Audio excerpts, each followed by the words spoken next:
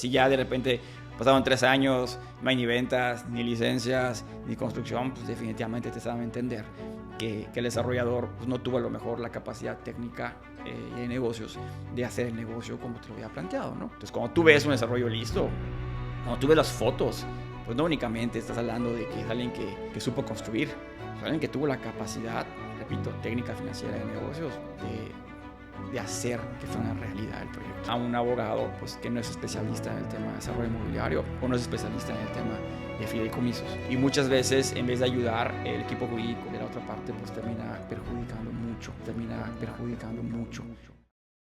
Bienvenidos a su podcast Nido Inmobiliario. El día de hoy tenemos la segunda parte porque ha sido tan interesante y tan abundante el tema que vamos a seguir platicando sobre los secretos de la aportación de tierra. Entonces le doy de nuevo la bienvenida a esta segunda parte al director general de Unidad de Desarrollos, Elías Franco. Bienvenido otra vez a la segunda parte. Nuevamente, gracias.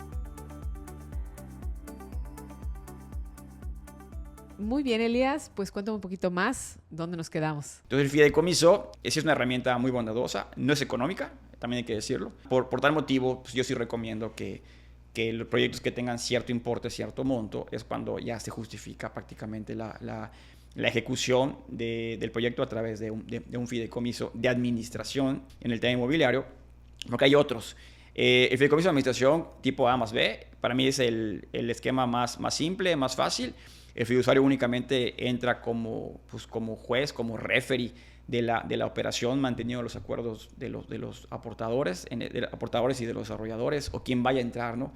En un fideicomiso puede entrar el aportador de la tierra, puede entrar el desarrollador, puede entrar el arquitecto, puede entrar el master broker, puede entrar el constructor, puede entrar todos entendiendo y sabiendo de que los acuerdos que se logran plasmar en el fideicomiso son definitivos, son claros, en el que cada quien va a poder invertir y aportar lo que acordó sin temor a que el día de mañana alguien le diga, ¿sabes qué? Fíjate que ya me arrepentí y creo que ya no quiero cumplir el acuerdo, ¿no? Pasa mucho que de repente tienes un buen acuerdo con el aportador de la tierra y en el ínter él ve y empieza a intuir que el proyecto fue más exitoso de lo que pensó.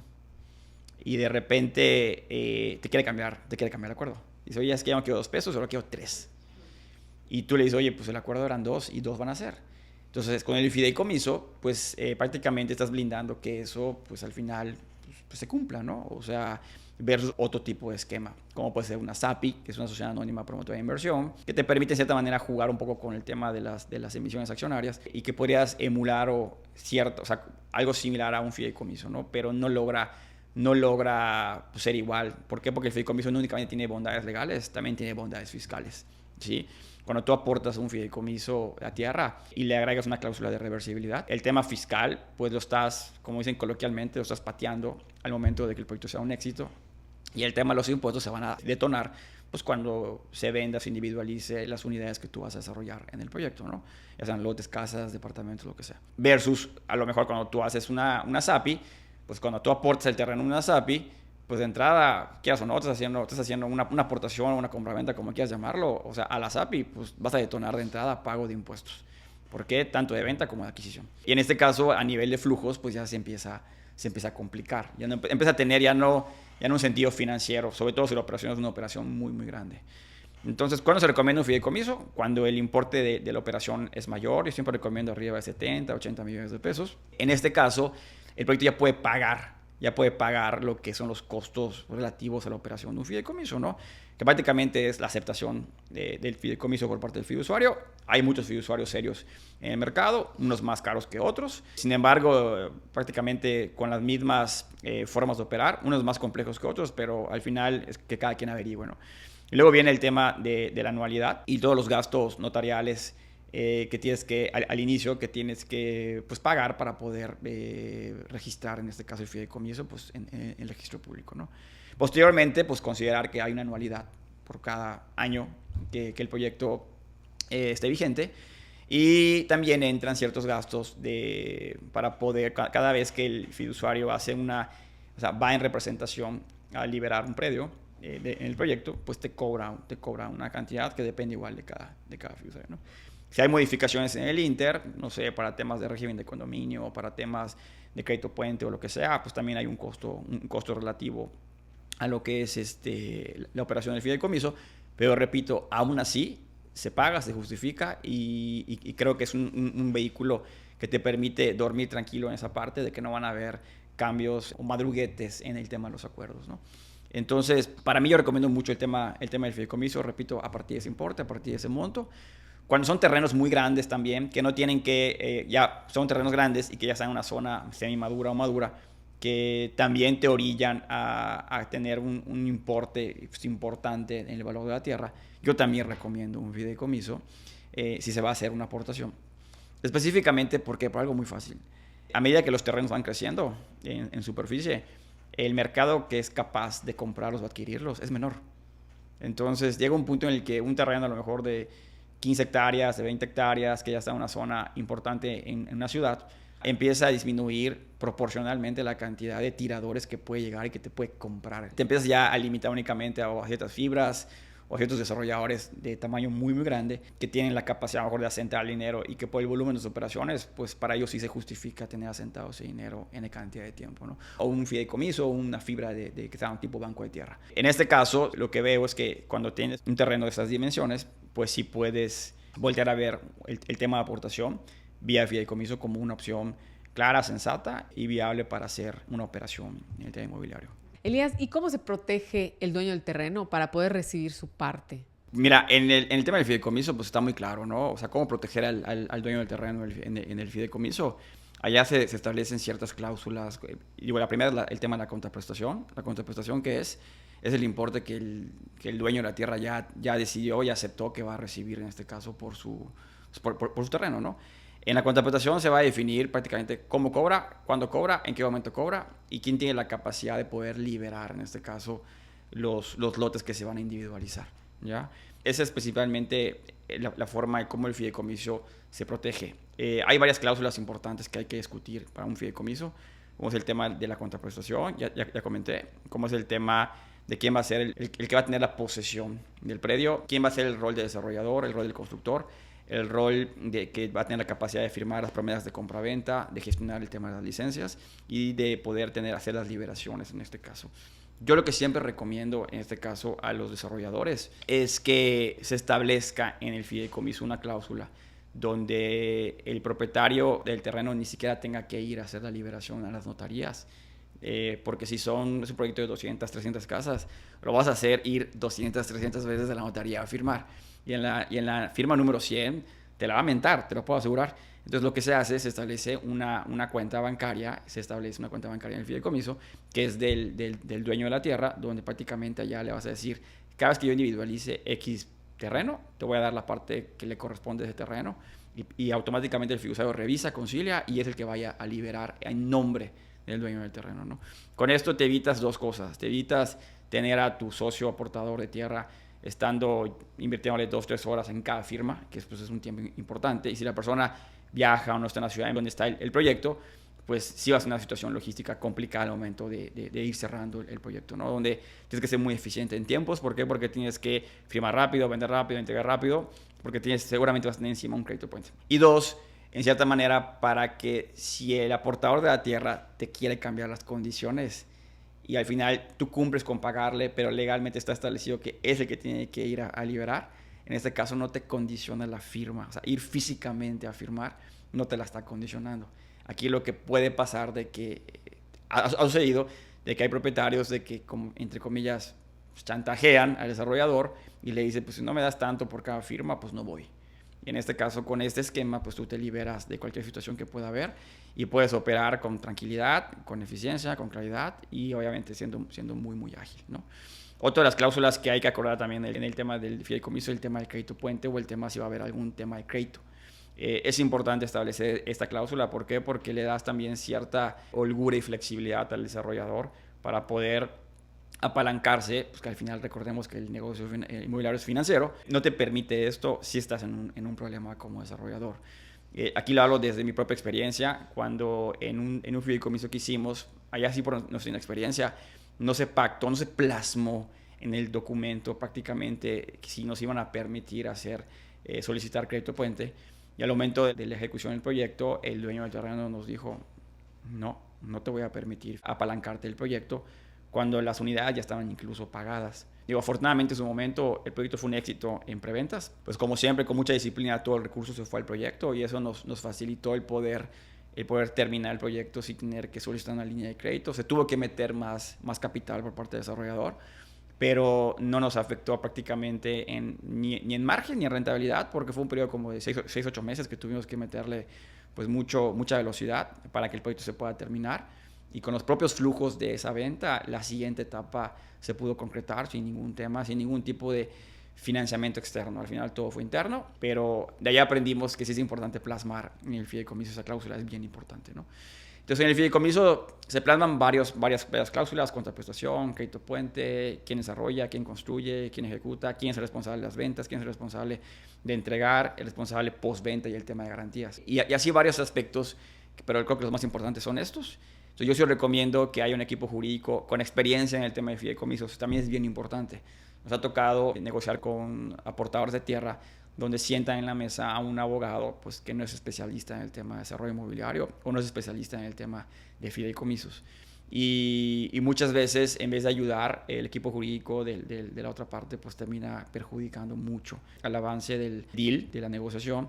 Incluso se nos han caído negociaciones por temas del equipo jurídico porque no logran entender el alcance del tema del fideicomiso. Nosotros aquí lo que hacemos es pues sentamos al equipo fiduciario también para que sea un elemento neutral u objetivo en la negociación y que él pueda también explicarle, en este caso a la otra parte, el alcance de dichas cláusulas, pero pues muchas veces, es tanto la cerrazón a veces o la falta de flexibilidad o de conocimiento en los temas que terminan generándole mayor temor de lo debido, yo creo, al dueño de la tierra y la operación no se concreta. Entonces sí es importante esa parte. Y también mi recomendación es que en la mesa entre el fiscalista de las dos partes, porque pues son negocios que de repente, pues sí, obviamente los montos y los capitales son grandes y en este caso, pues sí también hay que ver si hay ciertos esquemas que estén obviamente sobre la ley y que puedan minimizar la carga fiscal o optimizar la carga fiscal en el tema de la operación, ¿no? Entonces, por eso el proceso sí es un proceso, repito, mínimo de 3-4 meses. Yo no he visto un tiempo menor en que se pueda cerrar un fideicomiso, pero que lo importante es que si hay experiencia, ese tiempo pues no rebase de esa cantidad de tiempo. Y a partir de allá, pues tú ya tienes como desarrollador, repito, la tranquilidad de que el proyecto se va a hacer en esos tiempos. También nos han preguntado, oye, ¿qué pasa si no se cumplen los acuerdos? Y allá es una pregunta súper válida. Y allá lo que siempre recomiendo es que siempre procuren poner la cláusula de reversibilidad. Siempre que la pongan, porque al final es muy claro, ¿no? Si en este caso los fideicomitentes que tengan ciertos compromisos de aportación de capital, de dinero, en estos tiempos o importes o montos durante el proyecto, si no cumplen, el aportador de tierra pues puede tener la capacidad de solicitar la reversibilidad. ¿Qué quiere decir en español? Que el negocio se eche para atrás, sin ninguna penalización, obviamente, para en este caso el que aporta. Sí estableciendo bien allá una cláusula de qué sucede si ya hay aportación en infraestructura o desarrollo de infraestructura. ¿Quién se la queda? ¿Quién se la lleva? ¿Se paga o no se paga? Y establecer como que los tiempos de cómo se debe hacer. En este caso, el que aportó a tierra pues no sufre una carga fiscal ni de una venta ni de volver a adquirir el activo dentro de su patrimonio, y eso también pues le da tranquilidad en este caso al que está aportando, de que no va a perder pues un activo importante, ¿no? En este caso en su patrimonio. Entonces esta parte es importante discutirla siempre en el tema del fideicomiso. Ok, entiendo todo esto. ¿Y qué pasa si el desarrollo no se concluye en los plazos ya planeados o establecidos? Pues como te comentaba, ¿no? Existe una cláusula de reversibilidad. O sea, si hay ciertos acuerdos en el fideicomiso que te permite decir, oye, si para esta fecha no me has liquidado, no me has pagado, o en esta frecuencia tus importes, el aportador pues tiene la capacidad legal plasmada en el fideicomiso y el fiduciario tiene la obligación de ejecutar esa instrucción. Posiblemente si el deseo ya del aportador es echar para atrás el proyecto, pues jurídicamente tiene todas las herramientas y el derecho de hacerlo. Yo aquí lo que siempre recomiendo es que el desarrollador sea muy honesto. Tiene que haber mucha comunicación al final. Es tu socio, o sea, como lo quieras ver. Aportador, aunque no se involucre, aunque no opere, aunque no opere el negocio, es tu socio. O sea, entonces tienes que hacerlo parte en la comunicación. Yo siempre recomiendo hacer reportes trimestrales o semestrales. Cómo van las ventas, cómo van las licencias, cómo va la construcción. Para que se sienta incluido.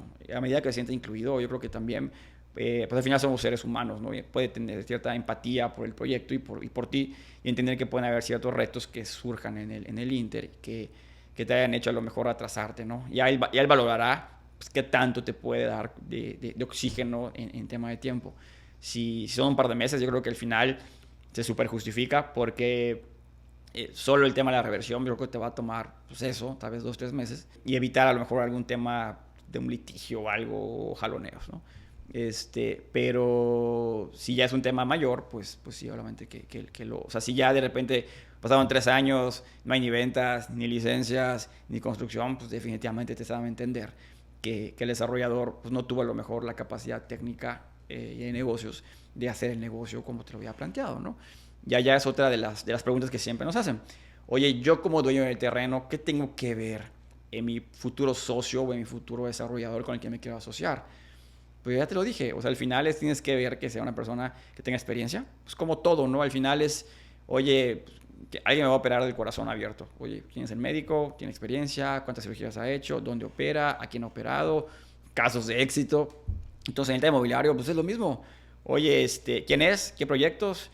Que te lleve, que te lleve a verlos, que te muestre al final sus oficinas, sus instalaciones, incluso si puedes averiguar con proveedores o con algunos clientes, pues en este caso te da una idea muy clara de con quién te estás asociando. O sea, ya hablamos también del dueño de la tierra, pero también hay que hablar hoy por hoy del desarrollador. Entonces, sí, yo creo que aquí como desarrollador tienes que ser muy serio, muy honesto, muy claro. No hacer cuentas alegres también es otro de los consejos que yo doy. Como dicen por allá, ¿no? Que se han escrito más historias de ciencia ficción en el Excel que en Word. Porque pues cuando haces tú una plantilla de Excel, pues te da para lo que quieras, ¿no? O sea, el número. Pero cuando lo ejecutas, pues obviamente te das cuenta que hubo ciertas omisiones.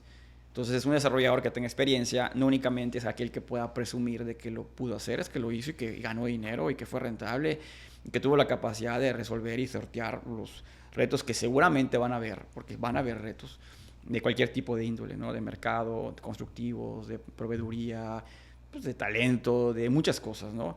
Que al final el hombre de negocios pues también tiene que ver la manera de cómo resolverlos. Entonces, cuando tú ves un desarrollo listo, cuando tú ves las fotos, pues no únicamente estás hablando de que es alguien que supo construir, es alguien que tuvo la capacidad, repito, técnica, financiera, de negocios, de hacer que fuera una realidad el proyecto.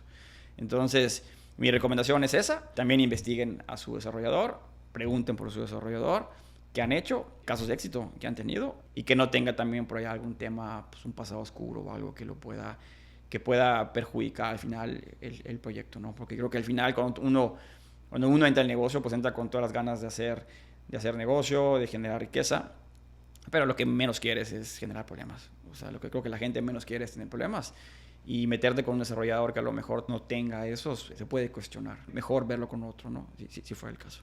Ok, me encanta todo lo que has dicho, pero ahora vamos a ayudarles a cómo acercarse a nosotros. O sea, si nuestra audiencia que nos está viendo tiene un terreno y quiere acercarse a nosotros, ¿qué es lo primero que tienen que enviarnos? Pues mira, cuando alguien está interesado en hacer una aportación, lo primero que tienes que enviarnos es información del terreno. Ya, si tienes una pequeña presentación donde esté la cédula, donde estén las escrituras, ubicación georreferenciada a un Google Maps, un Google Earth. Eso es lo básico con lo que hay que empezar. Prácticamente el trabajo aquí en la oficina pues es hacer, como te dije al inicio, es un scouting de la ubicación, el terreno, cómo se ve, los alrededores, las colindancias, el tema técnico, etc. Y a partir de allá, pues hacer una propuesta. Más o menos el tiempo entre un análisis. Hay proyectos muy, muy rápidos que están dentro de la ciudad, son muy rápidos de analizarlos. Y hay proyectos más complejos, como los proyectos que estén fuera o después de periférico. Puede tardar entre 3 y 5 semanas más o menos, tener ya una propuesta seria y formal de parte del desarrollador, que es una prepropuesta, pero en la cual a veces ya tienes una idea muy, muy clara hacia dónde puedes inclinarte. Pues allá puedes tener una idea del precio, las intenciones. De allá, pues lo que sigue pues es ya una serie de negociaciones que se van dando, que solo allá te puedes tardar pues otras 6 semanas, yo creo, en negociaciones. Entre estira y el encoge, entre me gusta aquí, esto no me gusta, quítalo, ponlo. Y luego ya viene el tema de negociar el tema del vehículo, en el tema de si fuera un fideicomiso, ¿no? Nosotros al año sí estamos recibiendo más o menos entre 30 a 40 opciones de aportación, y la realidad es que nos quedamos con muy poquitas, con 1, con 2, porque no todo lo que llega también como solicitud, como propuesta para aportar, se termina concretando. A veces porque no vale la pena el terreno, a veces porque de entrada el precio de metro cuadrado está súper fuera de proporción, y eso lo que va a hacer es que obviamente, ni vale la pena analizarlo. Oye, Elías, igual nos hicieron llegar una pregunta muy interesante. Cuando vamos a lanzar un proyecto o vamos a empezar a pensar que ya es momento de iniciar otro nuevo proyecto, ¿buscamos el terreno con base en el proyecto o el proyecto con base en el terreno? ¿Cómo es la cosa? Esa pregunta está buena. Mira, la realidad es que lo que la teoría te dice es que uno debe salir a buscar el terreno ideal para el proyecto ideal. Es decir, tú primero deberías trabajar como en un caso. Oye, hice un estudio de mercado, detecté que hay un hueco en el mercado, ya diseñé o prediseñé el concepto del proyecto. Sé que estoy buscando entre 8 o 10 mil metros cuadrados o entre 15 y 30 mil metros cuadrados, porque el proyecto del mercado me está dictando que hay un espacio de oportunidad. Entonces yo salgo a buscar, entre el mundo de opciones, salgo a buscar un terreno con esas características, que esté dentro de Mérida, que esté en una avenida o que no esté en una avenida, que tenga que tenga cierta forma el terreno, ¿no? Porque a veces hay terrenos muy irregulares que te complican mucho la vida. Ya con esa información uno debe salir a buscar el terreno. Regularmente el desarrollo lo hace al revés. O sea, le llega un broker o un master broker o el dueño del terreno y le ofrece la tierra y él desarrolla un concepto para eso, ¿ya? En mi experiencia pueden convivir las dos visiones o los dos esquemas, pero ya un desarrollador que tenga una planeación mucho más clara de lo que quiere hacer en los próximos 3, 5 o 7 años, definitivamente debe actuar como te dije al inicio, ¿no? O sea, sales a buscar superficie en ciertos intervalos, en ciertas ubicaciones, con ciertas formas y con ciertas características, ¿sí? Con la idea de que el proceso sea mucho más rápido. Muchas gracias por habernos acompañado en esta segunda parte de los secretos de la aportación de tierra. Recuerden dejarnos las 5 estrellitas para seguir haciendo más podcasts de todo el mundo de nido inmobiliario. Lo que ustedes necesiten saber, háganos llegar sus comentarios, sus preguntas, qué les gusta, qué no les gusta. Todo es bienvenido acá. Así que pues no me queda nada más que despedirnos y pues muchas gracias por acompañarnos. Recuerden que en Nidara Desarrollos protegemos y hacemos crecer su inversión. Muchas gracias.